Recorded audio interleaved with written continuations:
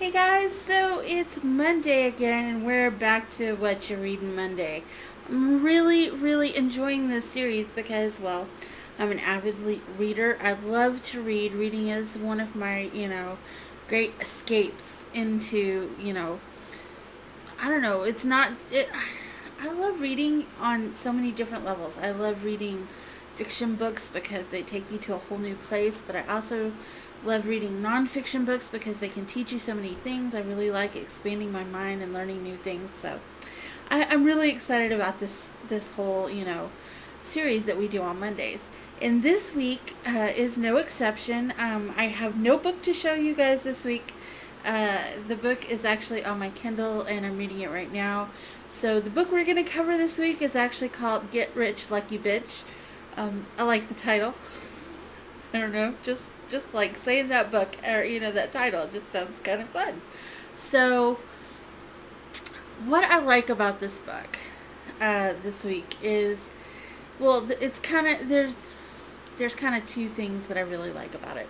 First is its financial education. I think a lot of people, especially today, just really have no understanding of what financial education is, and I think our school system is really failing in that, and I'm not going to get into that because that could be a whole 30-minute rant in and of itself.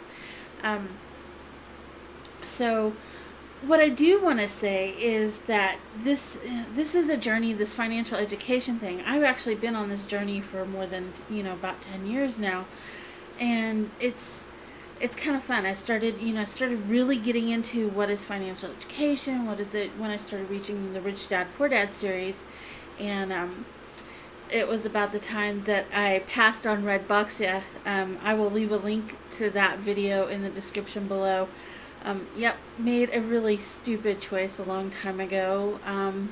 But anyway, we learn from our mistakes, and we learn from the opportunities that we have that we don't take, just as much as we learn from the opportunities we do have and we do take. So anyway, the other thing I really like about this book is its law of attraction. Now, it's not the airy fairy law of attraction. See, I have a really hard time. I loved like The Secret, and so I read the book. I was like, okay, I'm missing something. Maybe I'll listen. So I got the audio, and I listened to it a couple times. And well, I listened to it a lot, but I listened to it a few times. Then my mother-in-law got me the movie, and I watched it. And I just thought, I must be missing something. There's something in here I'm just not getting. How do I take what I'm thinking in my head and just make it happen? I mean, I could do it on occasion, but I couldn't do it. I wasn't consistent at it. It was a real hard thing to get consistent at, and it was a hit or miss thing. With this book, it breaks down that airy fairy kind of feeling and gives you what you need to do, or the how to's of it. And there's no one set perfect way to do it. So you can try all these different things and throw all these different things at it so you can find what actually works for you. Because, okay, maybe tapping and saying affirmations might work for me, but it might not work for, say, my best friend next door or my mother-in-law up the road, or it might not work for them. But maybe they need to do yoga and meditation and do some energy clearing, or just there's so many other things. Or like my husband, it might be just writing down goals and seeing when something comes up and go, oh hey, yeah, I have that. I need to change how I see it or I think about it. So when you take this book, it gives you all these different avenues and routes to tackle something. And she lays out in a really clear fashion how you need to go about doing things. And she's really specific on tackling past things that are keeping you held back. I know that in this, when she was started doing this, I started thinking back to a time last year. I was having this really huge issue. I was getting so frustrated with my business and with some other things. And when I really stopped to look at it, some of my friends helped me realize, I had a fear of success and a fear of money in general. I was really, really afraid. Anytime we got a little extra money, or anytime there was money in the account, I just started, and this was about the time where our income changed, and I was just getting so freaked out about it. And it was because I have this issue around money that I'm afraid that it's just, it's either not going to be spent on the right things, or I'm not going to have it when I need it, or if I have too much, something bad's going to happen.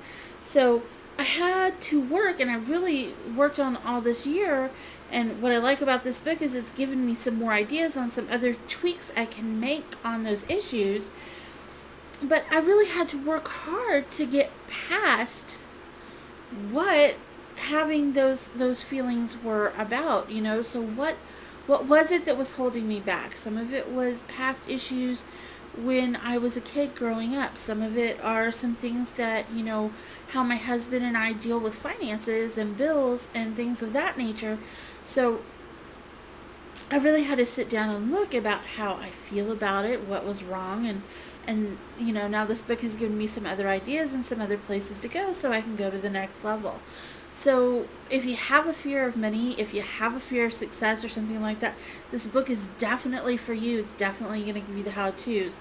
If you like law of attraction, but you just feel like it's kind of airy-fairy and you don't know how to go to the next step, or how does it work, or how to plan it out, you're like me, you got to have some kind of, I got to do something, kind of thing, then this book definitely is for you too. And so my suggestion would be, and I really like, I really like that she gives you a way to start really tracking how things are coming into you. I have this really bad habit. I've gotten to the point now where I can manifest things in my life, but I do it in a way it's not hardly ever money. It's just the things appear in my life. But sometimes they don't appear in the right order, and so I have to push them away because I don't have the other thing that I need for that thing to come into my life. And so I'll give you an example. Last year, my daughter and I, or my husband and I had sat down and we were making some goals. And one of our goals was to have a property where we could have horses. And that we wanted about I guess it was about 6 horses, 5 to 6 horses. We didn't want them, to get lonely because horses are social creatures. We also wanted to be able for the kids to be able to ride them for therapy, and for my husband to ride it for therapy. So we were going through all these things, and we knew all the things that we wanted, and lo and behold, we got offered to actually just somebody was going to give us some horses. All we had to do was come pick them up and have a place for them. And in the process of doing that and getting the place ready that we were going to take them to, my husband and I realized, wait a minute, things are out of order. How are we going to afford to take care of them? How are we going to be able to get to them every day to spend time with them? These horses weren't broken, so that was another factor that was going to have to come into play. These horses were smaller horses, so eventually the kids would outgrow them. So all of these things kind of went into play, and we saw that we could do something. We could do it really fast, but we also realized that we needed to do things in order. So that was another thing that just kind of came up. I really liked about this book, to really set your goals down and do them and give them a timeline so that the things that you need to happen first happen before the other things that you want later on happen.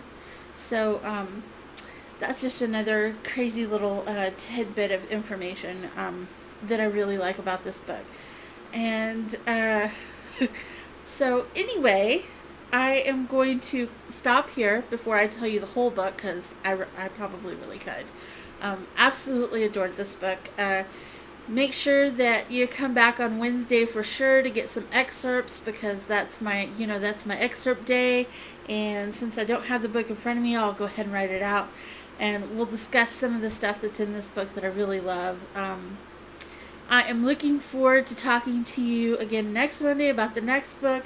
I really love this series. And I look forward to talking to you again tomorrow. Have a great day. Bye, guys.